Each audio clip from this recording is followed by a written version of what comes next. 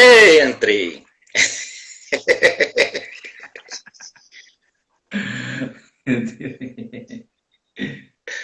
Vamos esperar uns Hum, 5 minutos para a gente oficialmente começar, tá certo? tá, tá bom. Oi, Diego, tudo bem? Letícia, tudo bem, Letícia? Vão participar com a gente da live de hoje? A Letícia vai ser também a próxima, a terça-feira, ela vai estar aqui com a gente falando de dança e nutrição. Vai ser Hum, maravilhoso. Yes! Diego aí, um profissional do marketing digital, está com a gente. Sebastião, um amigo. hum. Ian, tudo bem, Ian?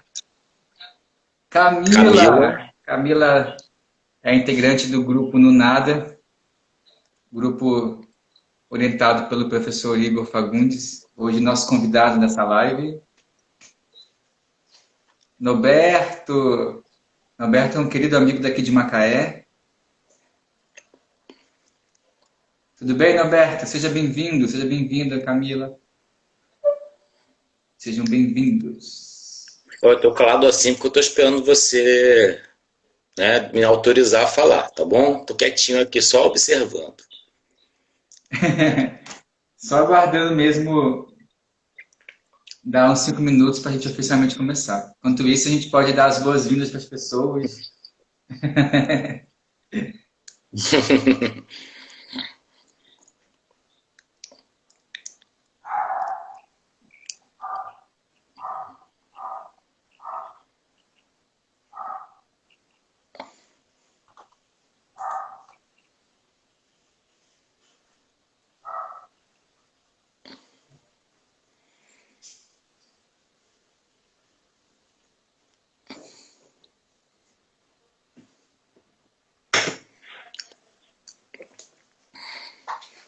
Tainá acabou de entrar, Tainá Bertoldo. Tainá, Marlúcia, Marlúcia entrou, Marlúcia disse que tava com a conexão ruim. Marlúcia e Tainá, que Hum. são também do grupo do Nunada. A Marlúcia ainda é o Igor? Posso estar falando Não, besteira? não tem quem já. Todo mundo que já foi é. Todo mundo que Então, já foi é. Marlúcia e Todo Tainá, que é do mundo é. grupo do Igor, Nunada. Hum.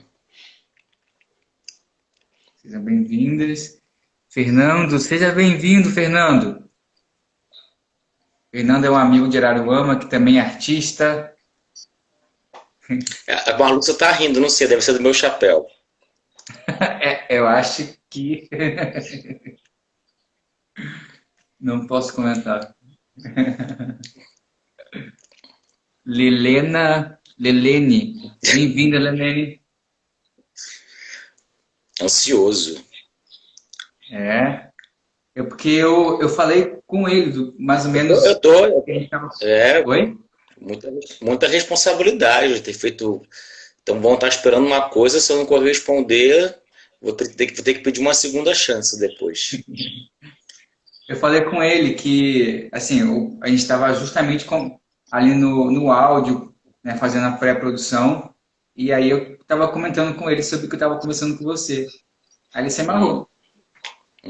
Camila, seu estilo está maravilhoso. Estilo é uma questão, só dá uma hora só para falar sobre estilo.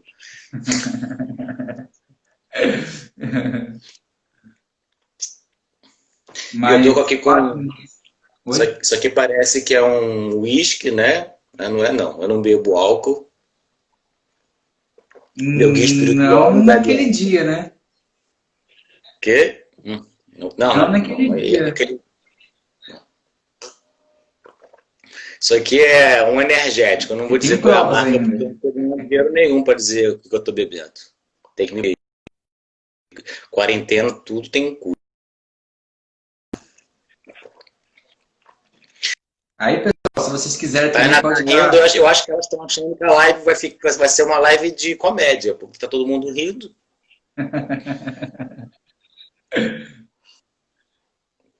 É Oi, só pessoal, na hora que eu receber a entidade eu fico sério. vocês podem mandar o coraçãozinho também. Alguém mandou coração já aí, de várias cores, o arco-íris inteiro em forma de coração, já recebi. Olha, eu não tô de jejum hoje, tá? Isso aí é o quê? Guaraná? Eu expliquei, é um energético para parecer que é um uísque, para parecer que eu sou uma pessoa fina, mas na verdade, eu não vou dizer qual é a Camila, Camila Garibaldi. Camila, só que eu não vou dizer a marca porque a marca não está me pagando nada. Eu vou dizer o quê? Não vou dizer nada. Eu vou guardar, senão não vai durar uma hora. Lud Lawrence. Conhece? Claro, é só gente boa. Olha, Tô até tremendo, eu tô ficando nervoso, tô me sentindo na coxia, assim, do teatro com convidados especiais. Tipo a Maria Bethânia sabendo que o Chico Buarque tá na plateia. Ludilau, tudo bem, Ludilau? Sabendo que tem Ludilau agora, eu tô me sentindo Bethânia com o Chico na plateia. Chico Buarque tá na plateia hoje, eu vou ficar nervoso. Um beijo para todo mundo que tá aí nessa quarentena, separado e juntinho ao mesmo tempo.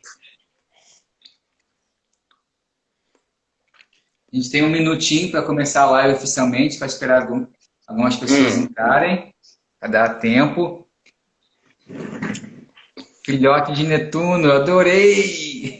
Ele me chama de piloto de Netuno, porque quando ele me conheceu, eu tinha muita foto no mar, na praia. Ele me chama de filho de Netuno. E até pode ser, né? Sua lua é em peixes, né? Sim, eu sou das águas, né? Então, doces e salgadas, mas é água. Então, mais um minutinho para a gente começar. Olha, vai ser lindo hoje. Já está sendo lindo. Vai ser o que vai ser já é.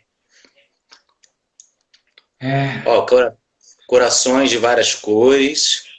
Ah, agora sim. Mas eu já tinha aparecido o roxo. A roxo deve ter sido da Tainá. A Tainá mandou o roxo. Ó, tá mandando, é ela. Bom, já deu, foi, agora é 7h05. Esperar aqui na live é sempre uma eternidade, né? Parece que é rápido, mas esperar demora muito. Então, vamos oficialmente começar. Tudo bem, Cristiano? Seja bem-vindo. Então, a gente está aqui na live, que faz parte do círculo de bate-papo entre a dança e outros saberes. E hoje o tema vai ser dança e poética. Nosso convidado é o professor, poeta, filósofo Igor Fagundes. E, Igor, você quer se apresentar primeiro ou quer que eu comece? Não, você começa, melhor você começar, né? Tá bom, Você já então. começou? Então, meu nome é Júlio Smack, eu sou professor de dança contemporânea, alongamento, dança de rua. Trabalho também na parte de fotografia, videomaker e também atualmente na parte de marketing digital. E a proposta do trabalho dessas lives, né, que tem esse intuito de bate-papo, é entrelaçar a dança com outros saberes. E hoje, a escolha da poética como tema e o convidado Igor Fagundes é por conta da minha experiência no processo como graduando do curso de bacharelado em dança, no qual eu conheci o professor Igor, que dá aula, né, de filosofia, de história da dança também, e eu entrei no grupo de pesquisa dele que se chama NUNADA, que é Núcleo Interdisciplinar De filosofia, poética e corporeidade. Isso. Então, após esse encontro, após participar desse grupo, a minha dança, que eu já atuava profissionalmente na dança antes de entrar na universidade, a minha dança mudou completamente. É como se ela ganhasse mais força, mais vida a partir desses conhecimentos da poética, da filosofia, da corporeidade no grupo NUNADA, que é coordenado pelo professor Igor.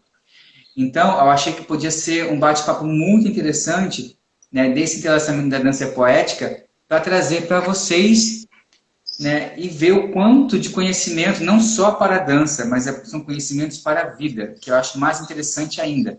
Independentemente se você é artista ou não, isso é conhecimento para a vida como um todo. E aí, Igor, essa é a introdução. Agora, bastão para você. Então, tá bom. Boa noite, Júlio. Boa noite, pessoal. É muito prazer, aqueles que eu ainda não conheço, estou conhecendo agora. E um prazer também muito grande em ver algumas pessoas do meu afeto, da minha estima, pessoas que eu não vejo há algum tempo, mesmo antes desse processo da quarentena, pessoas que não moram nem no Rio de Janeiro. Fico muito feliz e, ao mesmo tempo, com uma responsabilidade muito grande, né, de tornar esse momento, digamos assim, bem cuidado, né, um momento que não seja um desperdício para nenhum de nós, e sim para que seja algo que nos alimente, nos alavanque, nos impulsione para continuarmos férteis, cheios de vida. E também queria começar agradecendo muito ao Júlio, porque Júlio acaba de dizer que foi, foi muito afetado pelo encontro com o meu grupo de pesquisa, Sem dúvida. mas quem é afetado também afeta. Né? A gente hoje está aí se deparando com um vírus que nos afeta, mas a gente também afeta o vírus, por isso que o vírus também muda. Ele também sofre mutação, porque tudo está em mutação, e o poético tem a ver com isso. Então, eu gostaria de dizer que Júlio é um presente na vida.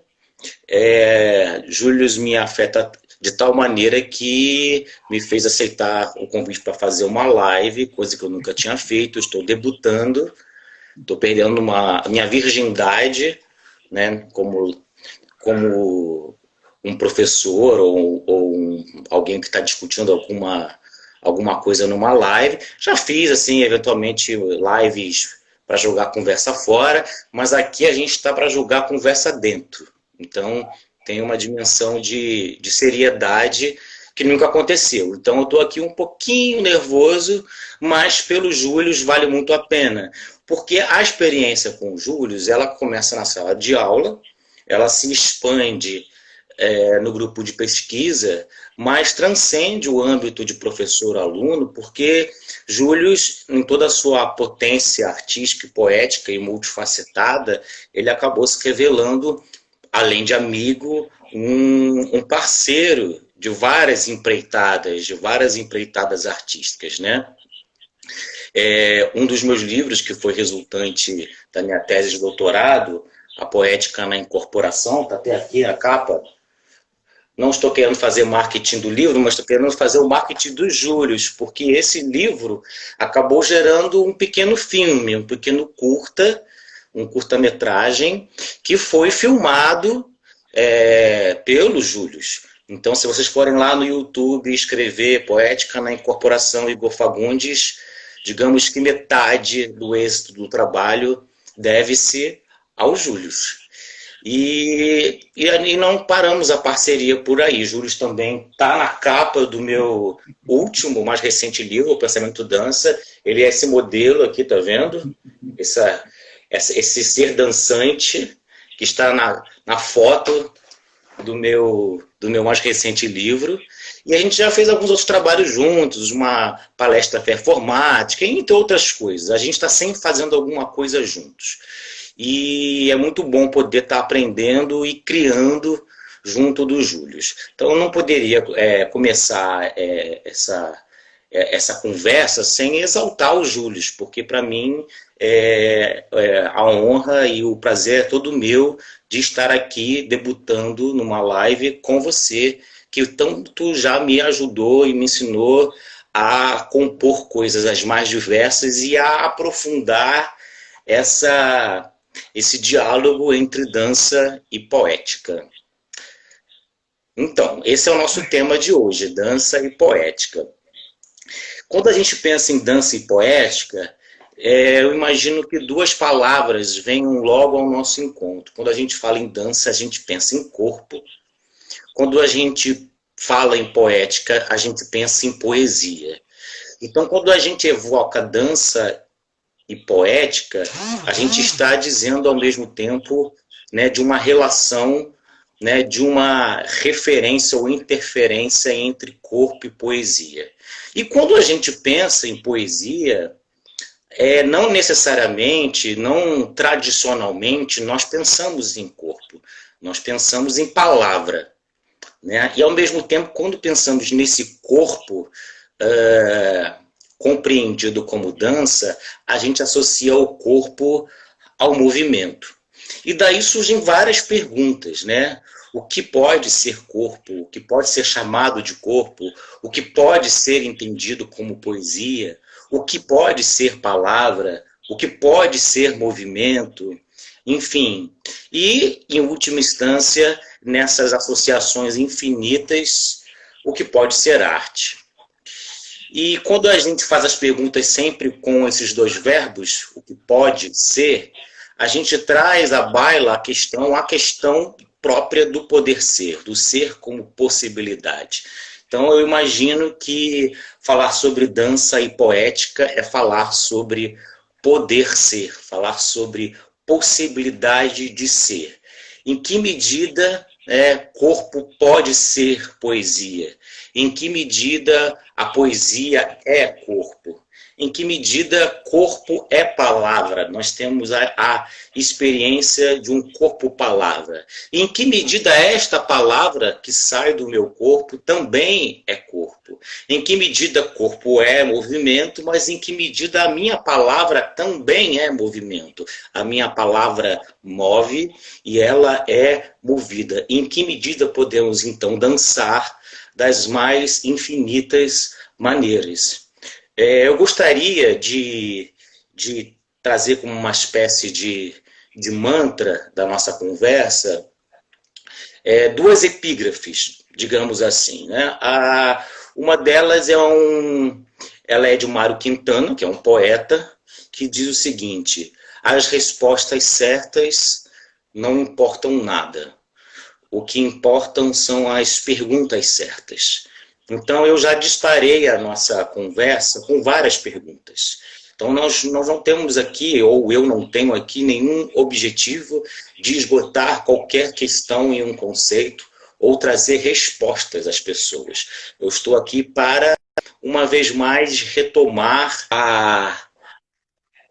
o caráter infante, né, desse ser criança, espantado com as coisas do mundo, essa dimensão criança em que é preciso não saber sempre para pensar, pois quando a gente sabe, a gente não pensa. É preciso não saber para pensar. Então, é com uma criança espantada que eu gostaria de iniciar esse papo, com uma criança que provoca, que retoma as perguntas, que faz questões, que brinca com as palavras, que coloca toda a resposta um pouco em suspenso. Por exemplo, a gente que tem uma tradição cristã muito forte, a gente não raro vai lá na Bíblia e lê, traduzido, uma frasezinha que todo mundo conhece, que a gente às vezes traduz por no princípio era o verbo. Quando a gente sai do âmbito da religião e entra no âmbito da força da palavra, a gente precisa entender que no princípio é o verbo, porque no princípio é a poesia, no princípio é o corpo, no princípio é a palavra, mas não a palavra esgotada como um signo linguístico, porque no princípio é o agir originário da vida, que os gregos entendiam como poiesis, a palavra grega para o poético, enquanto a energia criativa que faz a vida ser propriamente vida. Só que para a gente poder avançar nessa discussão e entender que no princípio é a ação, no princípio é o verbo do corpo, no princípio é o corpo sendo poesia, no princípio é a poesia sendo o corpo, a gente precisa, de alguma maneira, visitar uma tradição nossa que não coloca nem o corpo, nem a poesia no princípio de nada, né? Na essência de nada, no fundamento de nada. Na verdade, de nada, nós participamos de uma tradição onde tanto a poesia, o poético, quanto o corpo, e por extensão a dança, eles passam a assumir um lugar desprivilegiado, devido a alguns dualismos oriundos e construídos a partir desta tradição. Que tradição é essa? Essa seria a tradição ocidental, né, eurocêntrica, que é uma mescla da tradição greco-romana com a tradição judaico-cristã.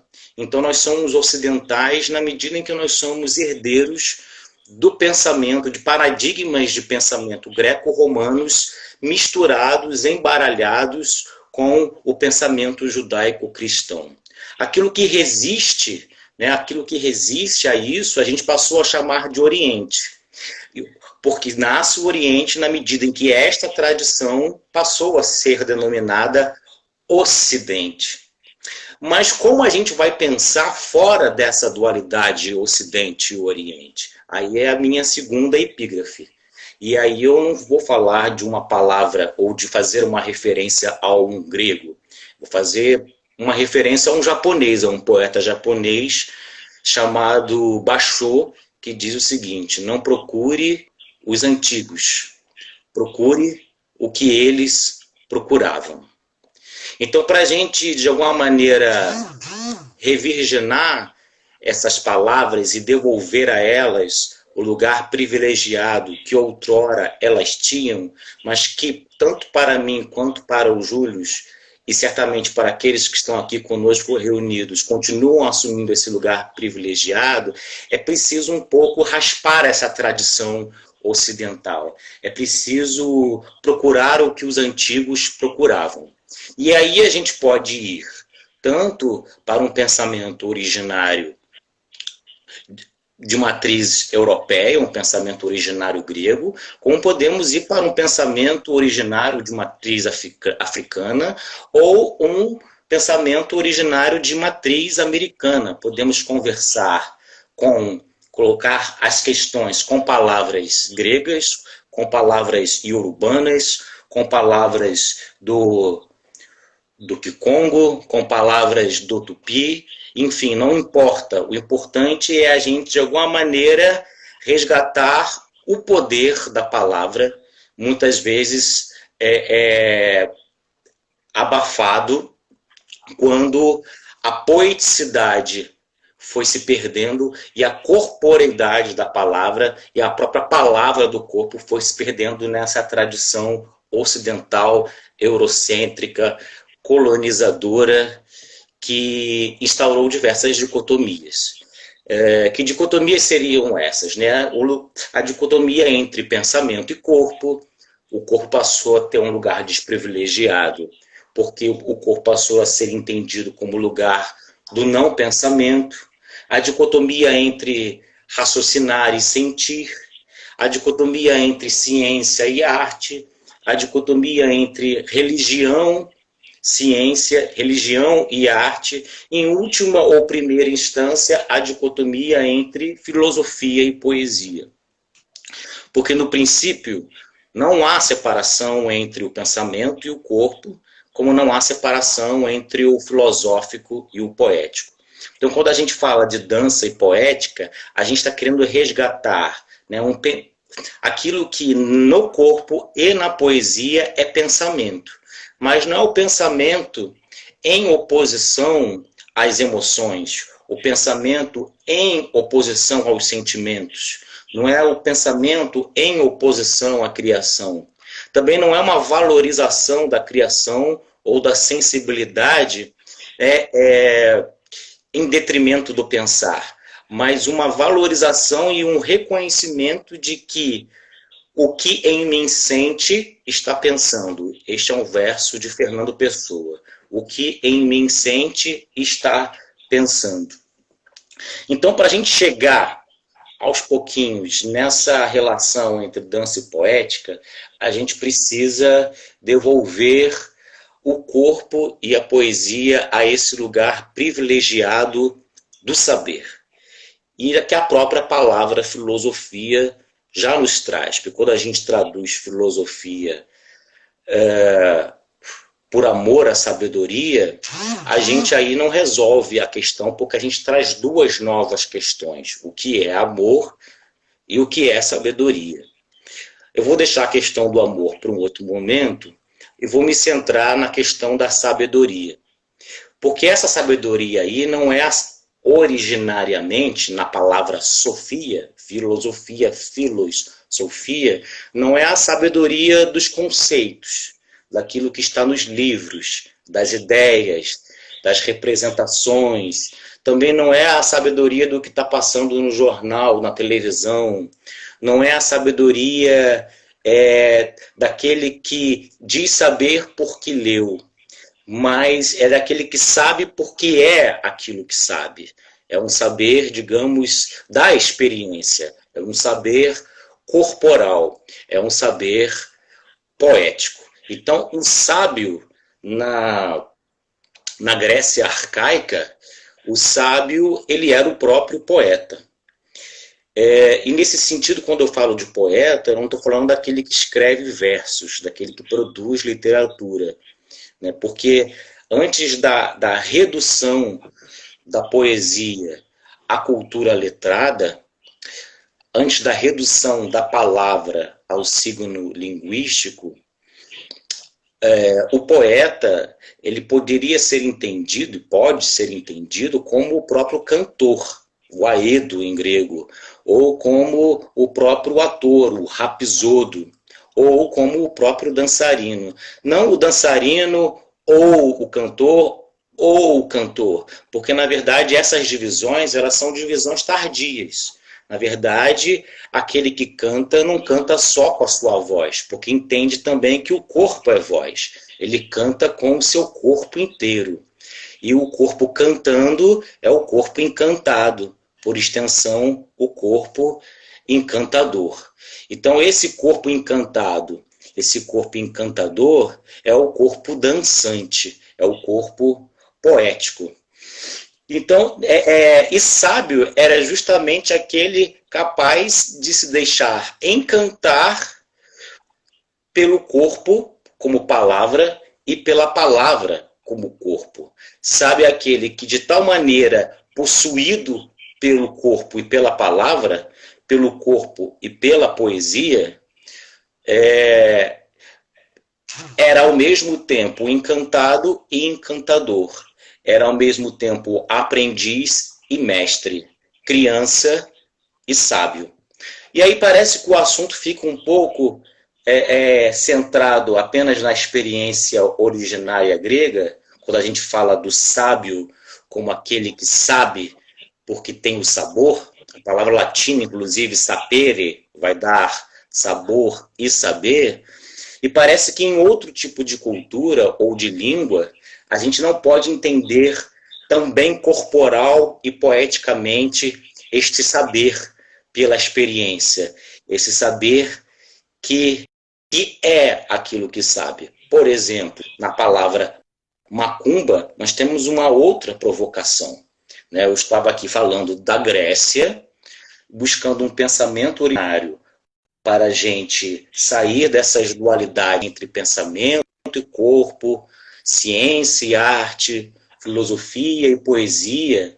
Mas quando a gente mergulha no poder da palavra, de uma palavra tão estigmatizada como a palavra macumba, a gente também pode colher as mesmas questões.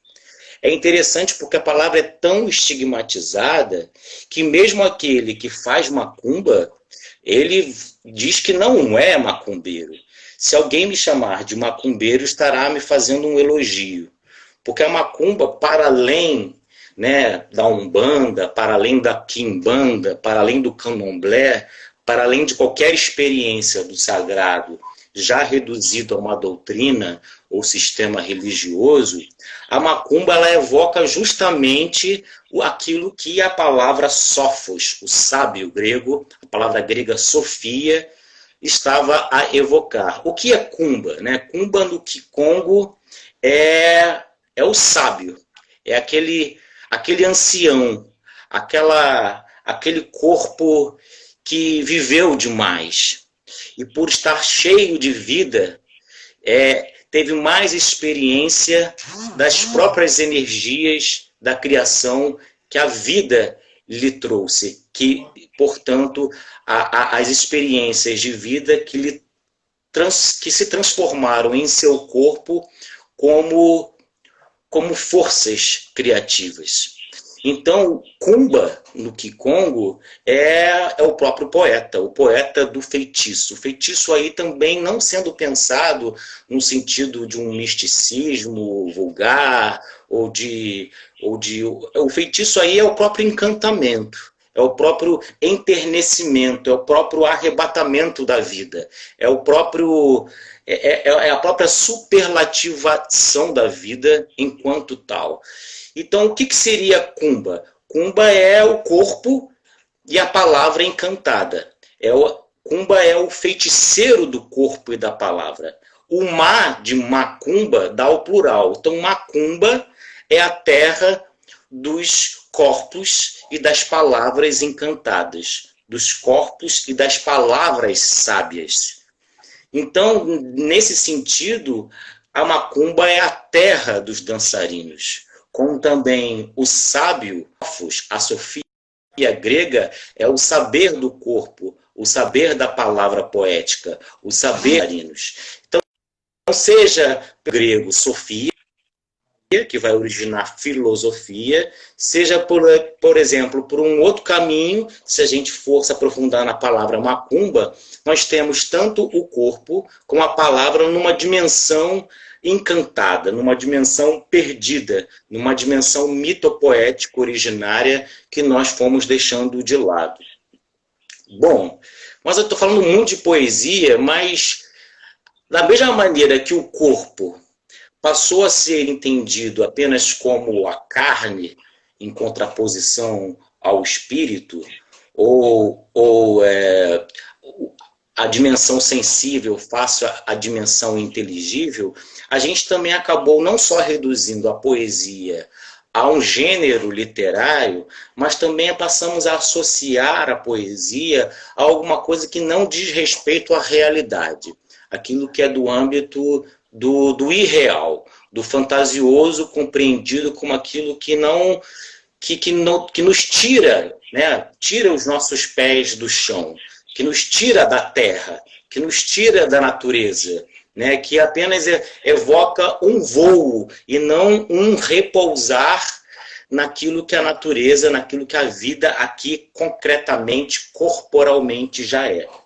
E, na verdade, no começo do nosso papo, eu falei que nós estávamos aqui guardados nas nossas casas por conta de um vírus. Esse vírus, né, o tal do Covid-19, ele já é a mutação de um outro vírus, que foi a mutação de um outro vírus. Assim como nós, nesse momento em que estamos conversando, afetando e sendo afetados, já estamos em mutação.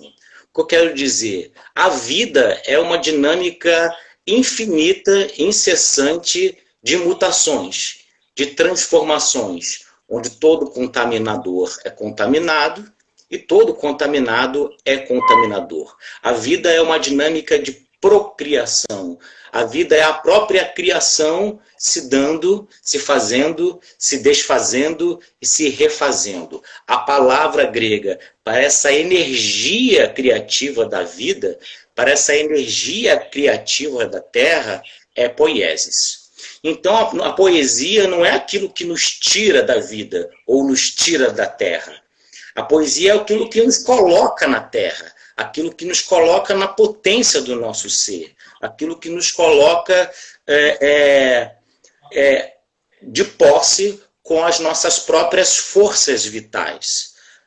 Um poema de um poeta, Nando Mendes Viana, chamado Oratório do Corpo, que diz o seguinte: acredita no teu corpo, acredita no teu corpo, o corpo é sábio, o corpo é sábio, é da terra e para a terra, por isso é sábio.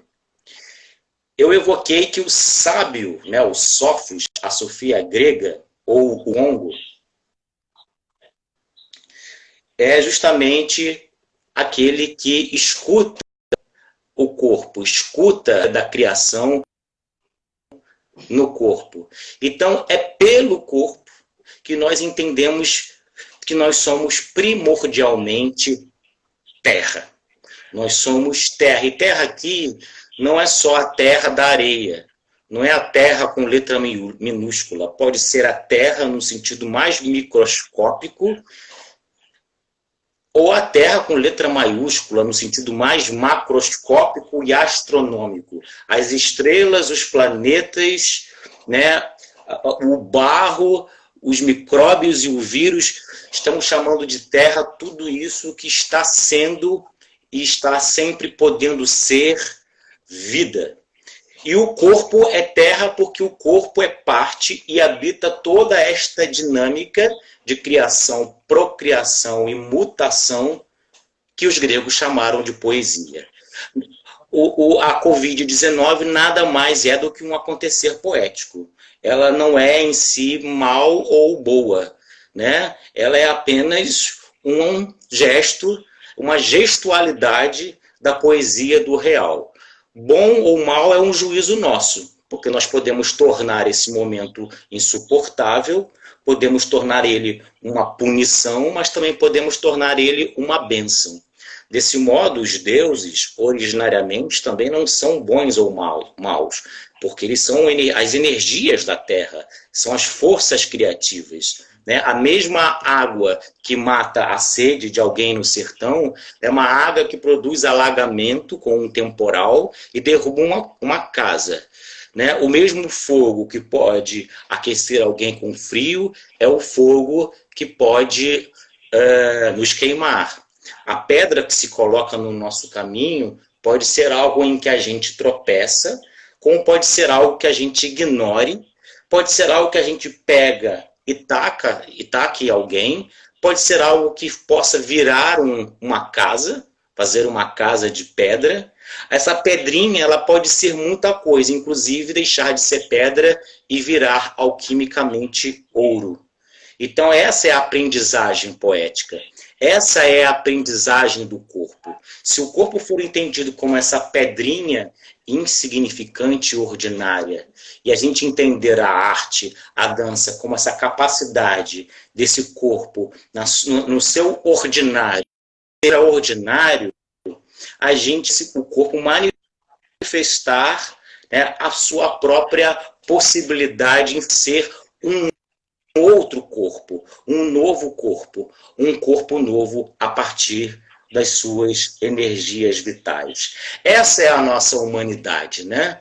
A gente está sendo confrontado nesse momento a pensar e repensar ou se resgatar como humano, porque a palavra humano, ela quer dizer aquele que é feito de humus. Humus é terra. Né? Humus, que vai dar humanidade, também é a palavra que vai dar humildade. Né? Não importa se somos ricos ou somos pobres, se somos se temos etnias diferentes, se somos mulheres, homens, não importa o gênero, a classe social, a etnia, a cultura. Nós somos primordialmente humus. Não estamos acima de ninguém e não estamos acima da terra. A nossa humanidade é a nossa humildade. Nesse momento estamos sendo humildes perante o que há de menor, que é um vírus. Né? Então, nesse sentido, eu estou fazendo essa associação para também o meu papo não ficar descontextualizado e não parecer que falar de poesia, falar de dança, é falar de alguma outra coisa que apenas vai nos entreter, vai nos divertir e vai nos alienar de tudo que está acontecendo. Porque, na verdade, o entendimento do que é a vida como esse acontecer poético que a todo tempo se dá, é o entendimento de que né, o acontecer de um vírus e de qualquer corpo com o nosso corpo, do meu corpo com o corpo do Júlio, do meu corpo com todo mundo que está aqui entrando, saindo, lendo, escutando, né, trocando energia, se recriando, se refazendo, se renovando. Né? É nesse lugar que a gente tem que entender que todos os corpos são um corpo. Então, quando eu falei de macumba, eu também posso falar de igreja, da mesma maneira. Porque nesse momento estamos aqui reunidos em torno do mesmo. Estamos reunidos em torno do quê? Da experiência, do testemunho e da celebração da energia criativa. A arte, ela celebra, ela testemunha, ela ritualiza a energia da criação. Ela consuma a criação, ela não consome, porque consumir é esgotar, né? Consumir, sumir é desaparecer, consumar é conduzir ao sumo. Então a arte, ela consuma a criação, ela deixa que o princípio criativo se mantenha guardado, se mantenha permanente, se mantenha ali em oferta para todos nós. Então, nesse sentido, estamos numa reunião, por mais sozinhos, né, e aparentemente confinados. Eu não gosto da palavra confinados, porque a gente sabe que a gente tem em novembro o dia de finados. Finados é o dia dos mortos, certo? Confinados são aqueles que estão morrendo juntos. E em que medida nós não estávamos confinados quando estávamos soltos por aí, né? A gente estava trancado quando estava junto dos outros. E em que medida nós estamos agora juntos quando nós estamos recolhidos? Nós não estamos confinando, nós não estamos finando ou findando. Nós estamos aqui nascendo, nós estamos aqui nos gestando, nos guardando e aguardando para um novo momento.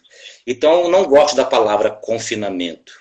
Eu gosto da palavra resguardo, onde ser só é só ser, e só ser é ser com e é ser entre, é ser e entender cada corpo como um corpo. Já houve aqui uma live sobre dança e tantra. Tantra quer dizer rede, nós somos uma rede. Então, quando a gente vai falar de dança, eu estava falando aqui de ser modificado por um vírus. Isso para o âmbito do espetáculo, né, do artístico. Júlio está caindo? Voltou. Quando a gente está no acontecimento da arte, onde e quando se dá a dança? Onde e quando começa a dança? Onde e quando termina a dança? Quem dança? Quem é dançado? Quem é o sujeito? Quem é o objeto da dança? Aquele que está no palco é quem está dançando? Quem está na plateia não está dançando?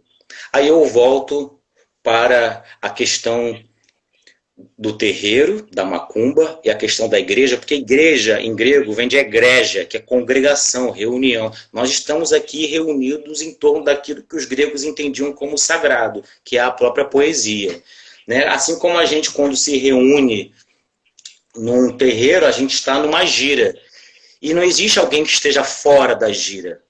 Não existe alguém que esteja na comunhão fora daquilo que se põe em questão para girar, para ser trocado, para ser restituído, para ser coletivizado, para ser expandido, para ser intensificado. Aquilo que os iorubanos chamam de axé.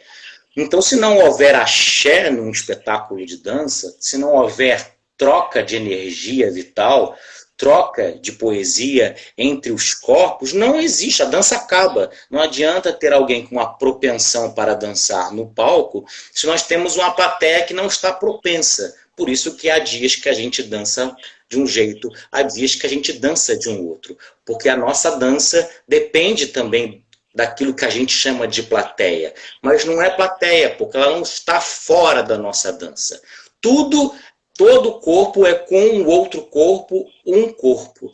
A luz que ilumina o corpo, ela precisa ser corpo. Ela precisa, com o meu corpo dançante, dançar.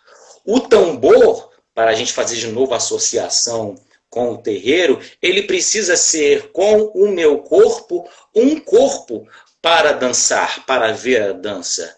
A palavra precisa ser, com um corpo, também um corpo. Então, o que se dá num espetáculo, ou numa igreja, num templo, num teatro, ou num Instagram, numa live, numa vida, numa gira, é sempre essa instauração de um lugar em que tudo se compõe poeticamente, onde o tambor dança. O tambor é palavra. O tambor é corpo. O corpo que dança também é tambor. O corpo que é tambor também é palavra. O corpo é palavra. E a palavra que esse corpo diz também é corpo. Também é tambor. A palavra é tambor.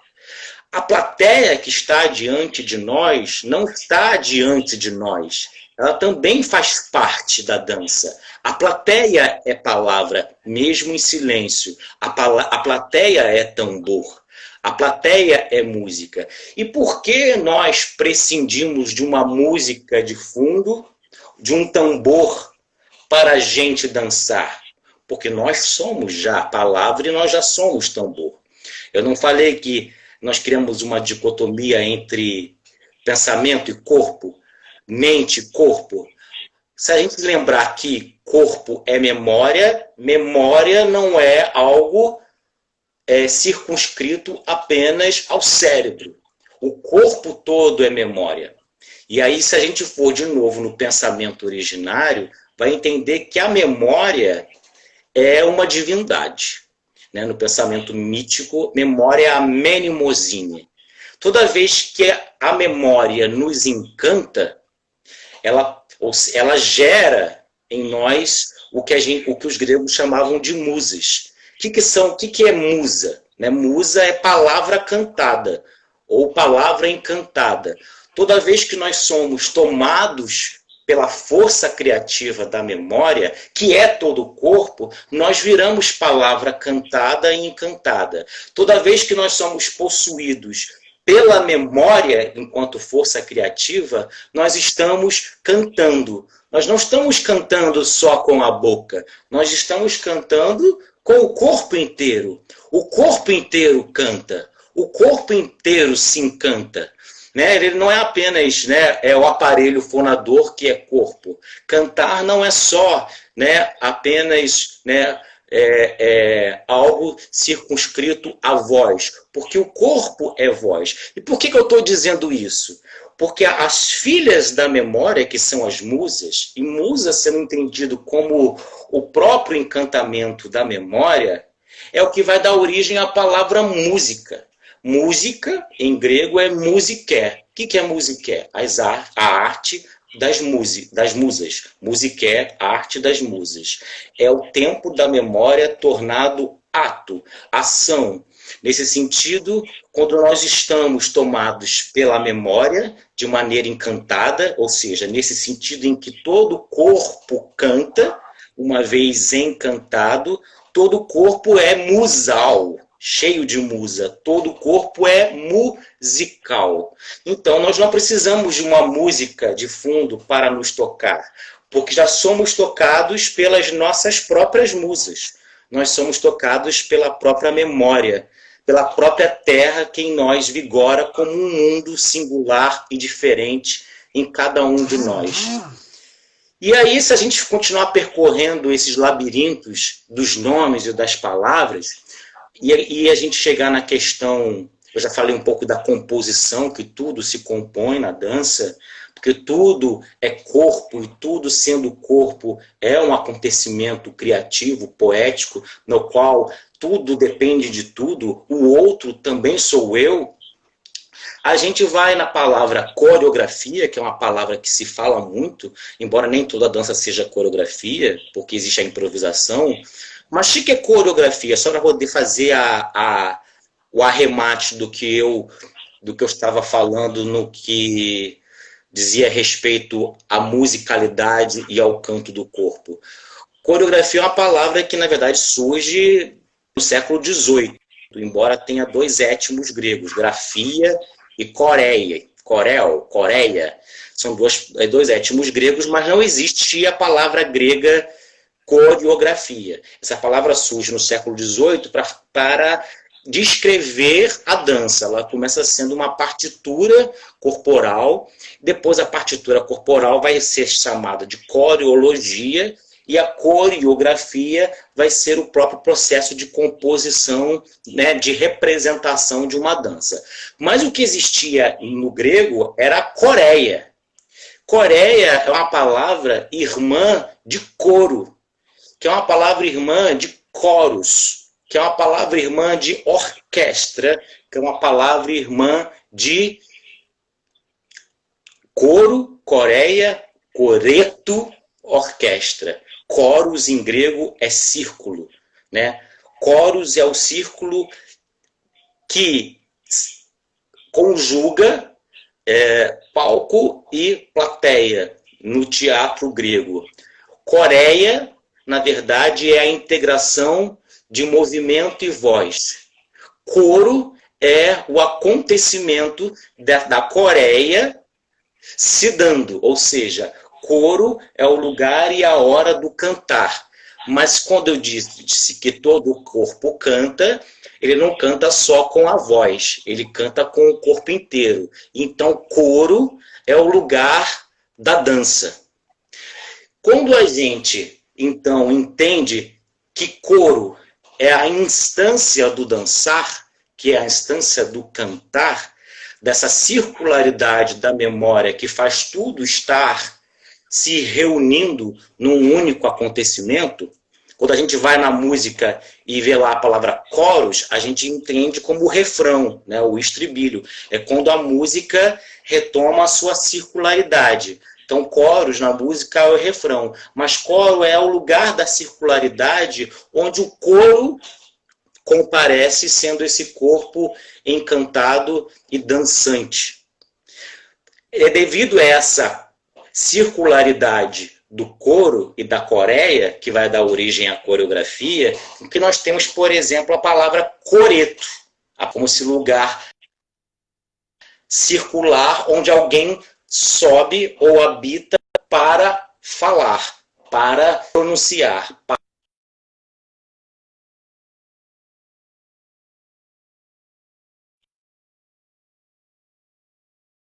Tem uma coisa interessante, Júlio está aí, tá, às vezes o Júlio vai e volta, é uma entidade. E que orquestra, para nós, hoje é apenas o conjunto, né, de instrumentos musicais que tocam sincronicamente, mas não é isso. Orquestra quer dizer o lugar onde o coro está. Orquestra, trocando em miúdos, é pista de dança. Quando a gente vai para uma casa de festas, quando a gente vai para uma boate, e a gente vai para a pista de dança, a gente não vê instrumento musical porque nós criamos tecnologicamente fita cassete, LP, long play, CD, DVD, pendrive. A gente não vê mais o suporte da música, mas a gente se dirige ao local onde a música acontece, onde o corpo se encanta, onde o corpo dança. A gente vai para uma pista de dança onde não há instrumentos, mas é onde o corpo acontece poeticamente. Orquestra não é um conjunto de instrumentos musicais tocando ao mesmo tempo. Orquestra é o lugar onde se dança. Então, o que eu estou dizendo com tudo isso? Da mesma maneira que a dança originariamente ela já implica uma musicalidade intrínseca, e essa musicalidade deve ao fato do corpo, né, ser memória encantada, e ela é encantada de quê? De forças criativas, de poesia, e também entender que teatro não é um lugar geográfico, onde a gente vai ver alguém dançando. Não é um lugar geográfico ou geométrico onde a gente vai ver algo acontecendo. Porque eu disse que só existe a composição se todos os corpos forem um corpo. Se a plateia não for um de fora, for um dentro. Se tudo estiver dançando. O teatro é o lugar onde você vê e se vê como parte daquela ação, daquele drama. Então, nesse sentido, qualquer lugar pode ser teatron, o lugar do ver originário, o lugar do testemunhar o encantamento das coisas, testemunhar o agir poético dos corpos, testemunhar a vida incorporando ou a vida incorporando. Então não é o teatro que vai para a rua, é a rua que se transforma em teatro. Não é a igreja que sai dos seus muros, porque a igreja, como edifício, pode ser só uma estrutura arquitetônica. Para existir o acontecimento poético, é preciso que o templo se dê como a instauração da própria reunião que toda igreja implicaria. Então, a igreja pode estar fora da igreja. A igreja pode estar aqui, dentro da nossa casa. Do mesmo modo, a reunião, a congregação, a arte pode estar se dando aqui, né? Nesse quartinho, nesse canal, nesse celular e nesse Instagram. Né? O lugar da arte não é um lugar extensivo, geográfico ou geométrico. Assim como o tempo da arte não é um tempo cronológico. Eu estou aqui falando, o tempo cronológico eu não sei qual é, deve ser já 1 hora, mas eu estou com a sensação de que eu falei 5 minutos. Porque, na verdade, a gente acaba entrando numa temporalidade própria quando a gente entra na frequência da criação. Quando você vai ler um livro, e um livro se chama 100 anos de solidão, você não demora 100 anos para ler. Nem o livro demorou 100 anos para ser escrito. Mas nós temos a sensação de que se passaram 100 anos. Porque a obra de arte instaura um tempo próprio. Quando nós vamos assistir a um espetáculo, ele pode durar 2 horas, mas a gente não pode sentir que se passaram 2 horas. Se a gente olhar o relógio, é porque a arte parou, se interrompeu. É como a gente está conversando nas pedras do arpoador com um amigo, e ali passar horas, e quando a gente vê, a gente acha que está tarde, temos que ir para casa. Mas no nosso coração, no nosso corpo, parece que nós ficamos ali 30 minutos. Então, essa possibilidade de abrir um tempo dentro do tempo, de abrir um espaço dentro de um passo, de entender o teatro, a igreja, o terreiro, né, o corpo, fora das suas dimensões geográficas, geométricas, biológicas, orgânicas, genéticas, é o lugar em que a gente compreende tudo, né? A dinâmica das coisas, a dança, o corpo e a poesia como um lugar que instaura um modo próprio de ser. Um lugar que consuma uma possibilidade de ser. Então, toda vez que nós somos essa possibilidade, nós estamos habitando a terra, habitando a arte. E é nessa medida em que a gente habita a arte, que a gente habita a poesia, é que a gente pode construir casas, pode construir mundos possíveis.